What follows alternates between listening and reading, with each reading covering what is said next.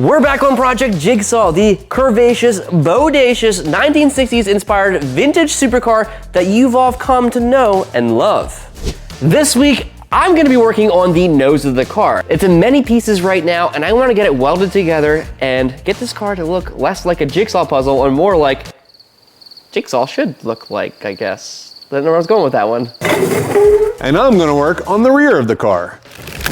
Back when we started this project, one of the first things we did was extend the wheelbase so we could fit the engine in here. To do that, we built an entire subframe out of steel, but we never really finished it.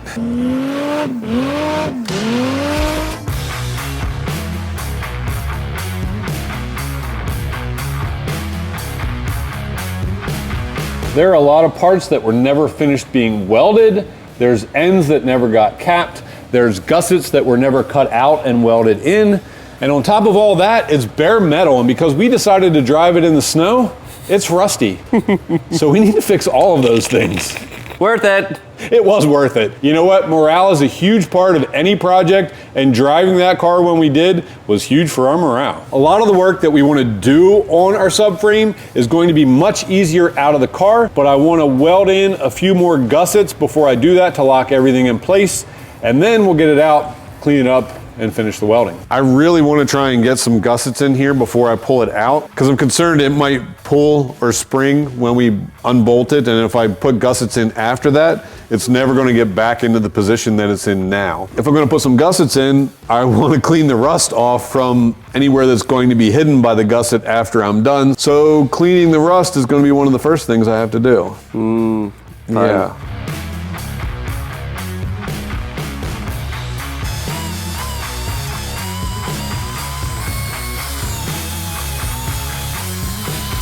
Mildly unrelated, but we spent time cleaning the shop this week, and it feels so nice to be able to find my tools again. I am my own worst enemy. This might be the first time in like 4 months that all my hammers and dollies are in the same cardigan.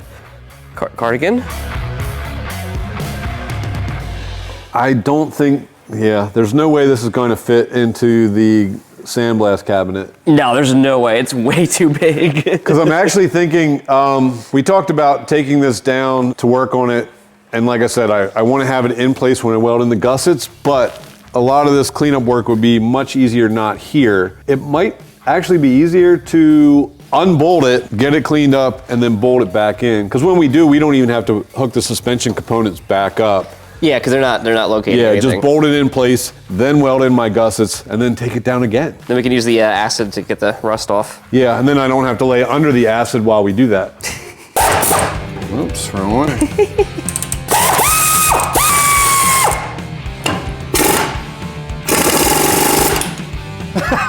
The airline fell off.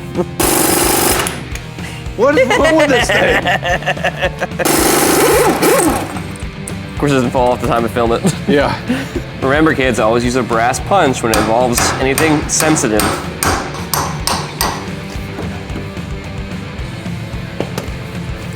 Sensitive like these nuts.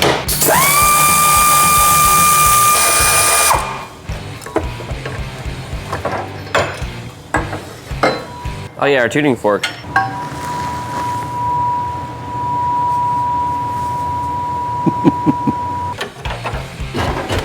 There it is.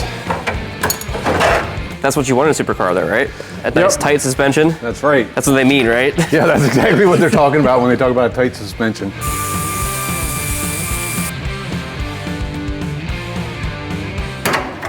Yeah, that's not moving, buddy. Is that the hand hammer you're using? Nope, not this guy. Hand hammers are a bad idea.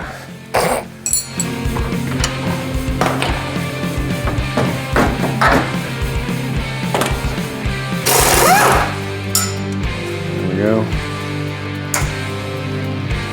Just ride it on out. Yep.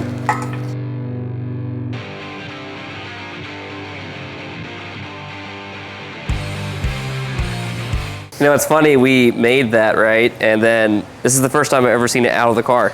In one piece, yeah. It was all assembled inside the car. Yep. All right, so all that's left is to take these mounts off, and then I'm just gonna wash this thing down with acid and let the acid do the work, so I don't have to. Tony, is that what you said when you went to Woodstock? I wasn't born when Woodstock happened. Are you sure? Yes. This is the most caveman thing. I know. Subframe, fight me. Me fight Subframe back. Tony Dom frame.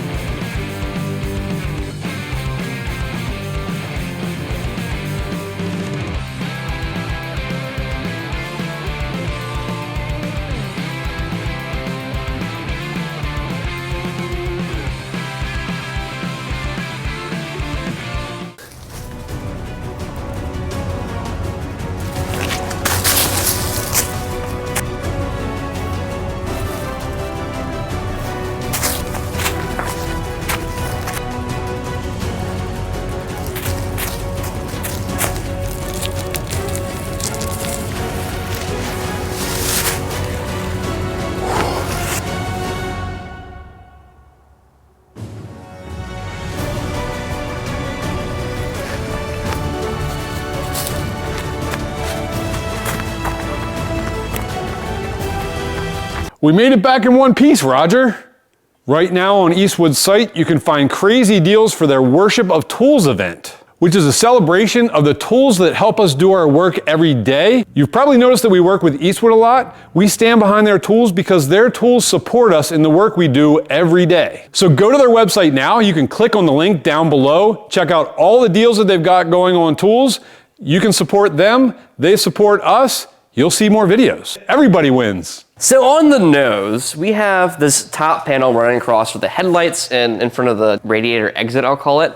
And then down below, we have the center panel that has the fog lights and the inlet for the radiator. And then we have these two end caps that go on either side. Currently, right now, they're kind of roughly fitted, and I'd like to fit them better. So what I'm gonna do is I'm gonna spend some time trimming them back. I'm gonna reshape some of them a little bit and get this puzzle to fit nicer. And then once it's fit right, I'll go through it on scribe cut weld. That's just a couple words to say there's a lot of work to do. For my first order of business, I'm going to focus on this corner right here. It just has a solid like inch of overlap that does not fit well. So I'm gonna make it fit well, especially since like this area here is already all welded. So it's locked in. I gotta match this panel to the welded panel. Let's dig in.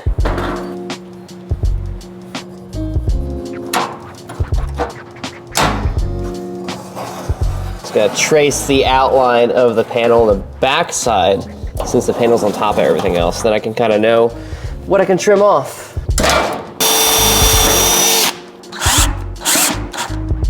This is the back edge, like towards the wheel well. Not a whole lot of overlap until you get to the top where there's a ton of overlap I can cut back. Top has a bunch of overlap and so does the front. And the front's also like kind of angular, so I need to give it more shape. That's the line I'm gonna cut on, just leave a little bit of a frame just in case. We'll size it down, throw it back on the car, see how it fits.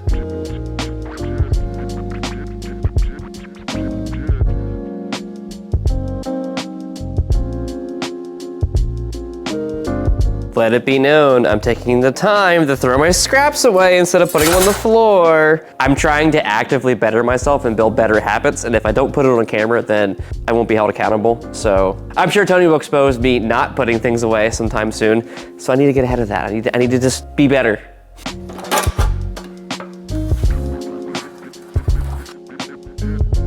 All right, so this is the power of just a little bit of trimming and a little bit of fettling of edges. That looks a billion times better. And all I did was cut it back a little bit, and the front edge here I shrunk and bent over, and it fits so much nicer. And on top of all of it, this whole panel is held on by literally one vice grip right now on the bottom, and it's hugging the whole way around. That's how you know a panel is shaped the way you want it to be. Before I get too crazy here, what I'd like to do, if you look in the reflection, it's kind of hard to see, but the panel's a little rough. It has a bunch of little dings, and I'm gonna pull it off, and we're gonna smooth it out with a planching hammer and or the English wheel, just to get it to be a bit smoother.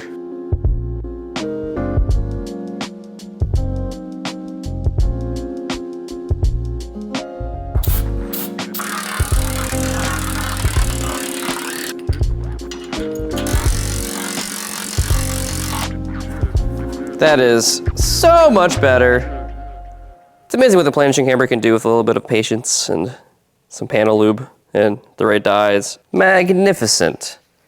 I'm gonna call that piece ready to go. Let's move to the next one. To work on this side, I need to make sure that this base panel here is actually clipped back where it's supposed to be. Everything's kind of falling apart because everything is just kind of stacked on top of each other, which is why I'm going through the effort to weld some of the nose together. Build-up of tolerances can be very annoying. So I work this corner and get it to be correct.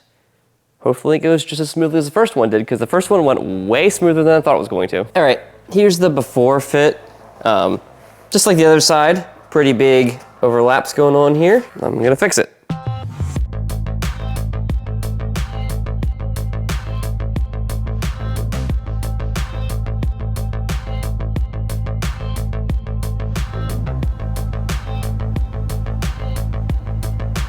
And here's the after fit.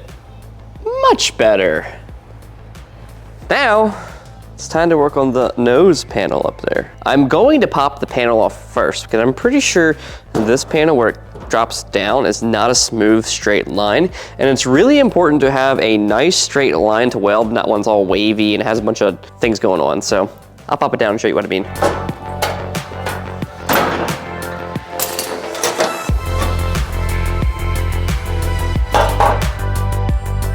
It's not too bad, but I have areas like where it was welded that have like a step here.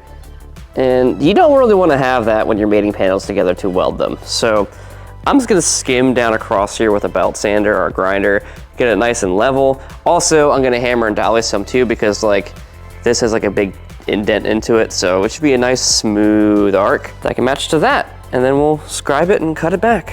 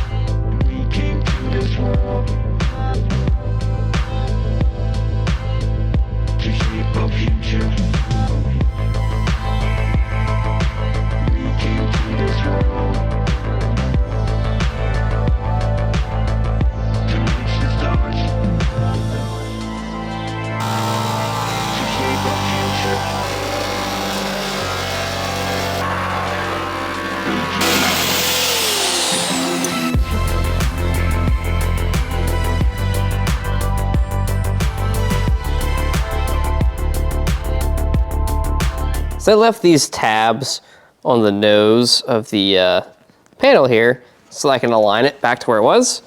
See, now it's perfectly central. Which leads me to the next step. Time to weld that seam.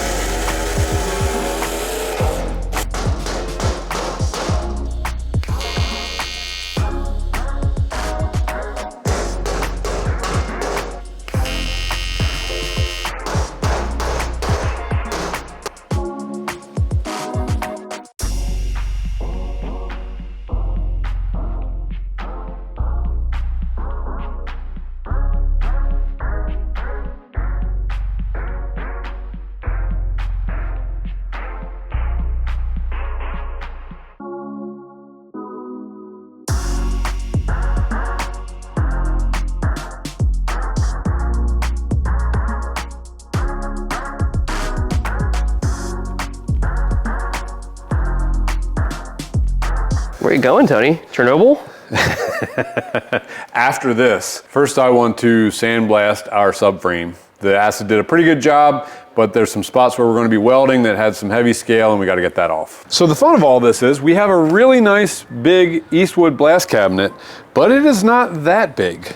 So we're going to use our little cheapy gravity-fed blaster. I bought that thing like 5 years ago. It's like a paintball gun that removes your skin instead of Which part of what I said isn't true? I'm gonna put a mask on because it's gonna blast into these corners and it's gonna blast right back in my face. But this is what we're trying to get out, because trying to get in there and clean with just about anything else is just a royal pain. Let's get blasting. I need to see. I'm gonna have to do this without really good vision, I guess.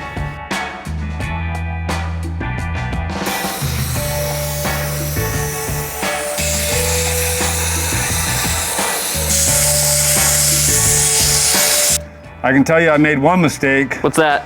I didn't put my hood up. I could feel it falling in my hair. Maybe you should do that quick. Yeah, I'm going to. You look like you're ready to go like tag the side of a building. Maybe I am.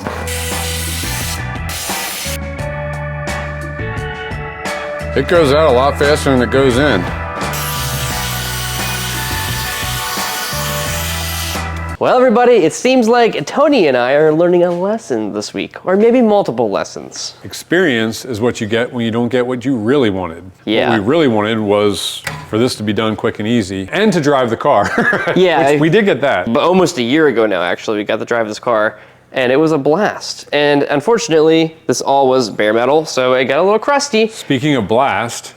Yeah, what we did here was we used the acid to get the rust and other crap off of this, and it worked pretty well. The problem with the acid is you have to keep it wet, and if you don't, it gets all crusty and weird, and we have a lot going on in the shop, so sometimes it gets a little hard to keep up with. And then this thing just has so many nooks and crannies too, so this is really hard to get it thoroughly cleaned out. Yeah, we want to blast it. We don't have anybody that we can quickly get this done, so we're going to do it ourselves, but it won't fit in our blaster. So we're going to make a couple of cuts, make it fit in our blaster, and weld it back together while we're welding. Yeah, might as well, because we do have that little handheld blaster, but it's not going to get this whole thing done. Might as weld. So we came up with a way to cut this down. If we cut right here by the engine mount, both sides, and dead center here, it should come apart into 3 pieces that all individually fit inside the blasting cabinet, and then we can just bolt it back up in the car as a jig and tack it back together, no problem. We wanted to weld another support from here to our engine mount anyway, and so by cutting here, we're going to let that tube help support where we weld, which it won't need anyway, because our welds are going to be good. Are you disappointed? I'm not angry. Oh no! Before Tony measures, I'm going to guess center here. I think it's right there. Okay, so right there would be center between the tubes. I am very good at eyeballing. Good job, Ryan. Thank you. All right, now we got cut. Are you still disappointed?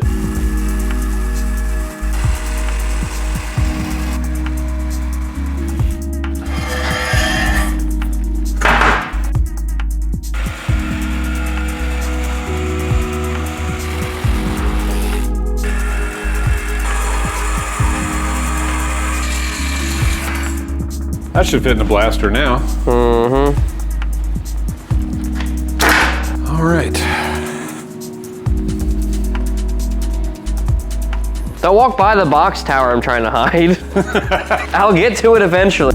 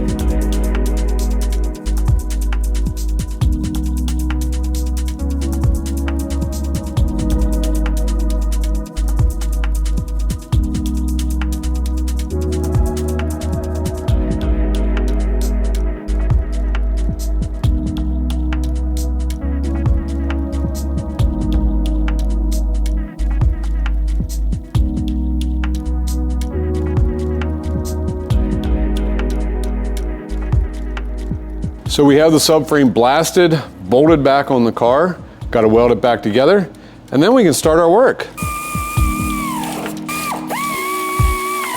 I am really happy with the way all the tubes lined up, just bolting it together. They're all really close and lined up with each other. So now it's time to tack them back together.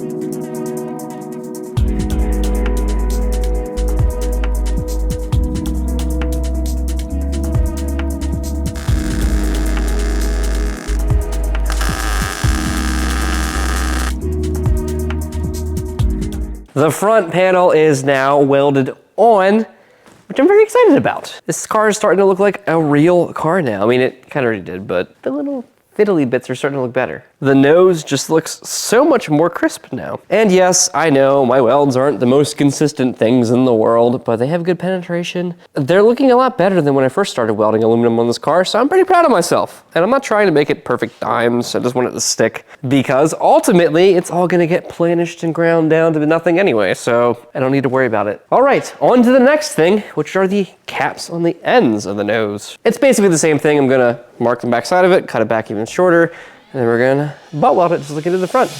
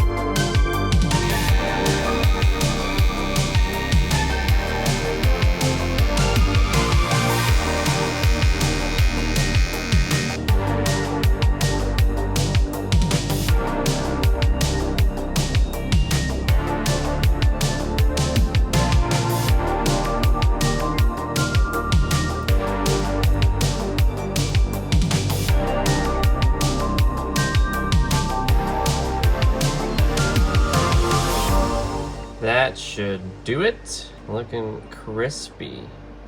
I also added these indents here so I can put rubber bands around it for tension on the rods. You'll see in a second. Send this over to the old bamboo printer. And now we wait. And do your thing, printer. Bamboo recently sent us this A1 combo, which has like the AMS, so you can have multiple filaments running through. I'll be going more in depth on this printer in a future video, along with the other printer they sent us, but that's a surprise for later. Let's play Count the Printers in Ryan's studio. 1 printer, 2 printers, 3 printers, 4 printers, 5 printers, 6 printers, and there's another one downstairs. I definitely don't have a problem. I certainly need all 7 printers. And no, there definitely aren't more coming right now in the mail. And when Bamboo sent us these printers for car parts, I definitely am not using them to print Magic the Gathering things. On Markov's name, I would never.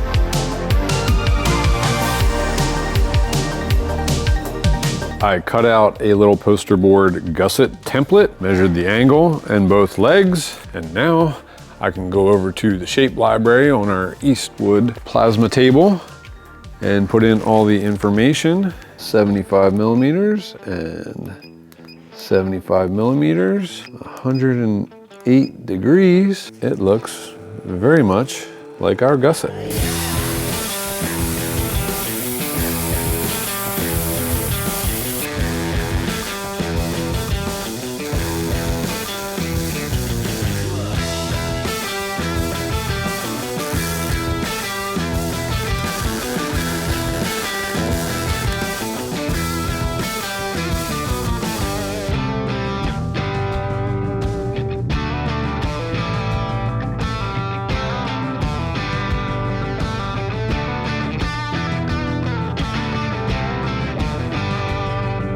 So I've got my next set of gussets cut out, ready to be tacked and welded in.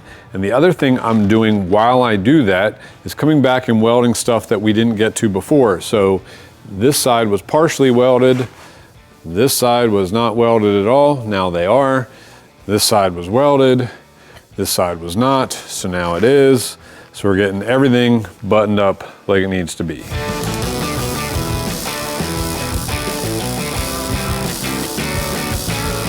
So I've got these gussets welded in. The next thing that I want to do is, and I'm not going to touch this because it's hot, but I want to run a piece of tubing from here up to here to support our engine mounts. It's also going to help support where we cut those. But the next thing I'm going to need is a little gauge so that I can cut my tubing to fit around. Oh, you mean like this gauge that I just painstakingly made for you and it didn't take 3 prints to get right?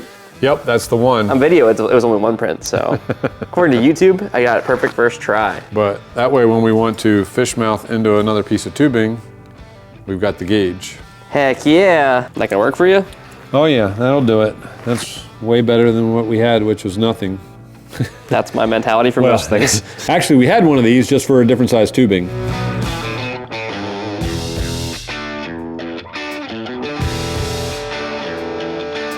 So I was running our tubing notcher at an angle it's not really designed to be run. And I've done it before and you get about halfway through and you have to cut off the tail. But this time it caught up with me. So if I take this tube out of here, you can see how I cut the end of it off so I could continue. But the problem is that now our hole saw is spinning independently of the mandrel. It's sheared off in the threads. Our hole saw is broken. I still have to finish fitting this tubing and more, and that's as far as we're gonna get this week. Yeah, we looked closer at this, and it is in fact the hole saw itself that broke and not the tool, so that's good.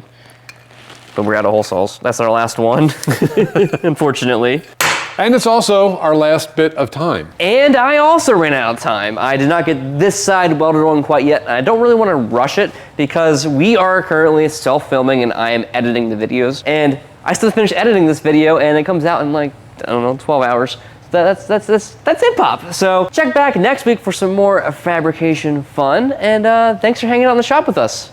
See you guys soon.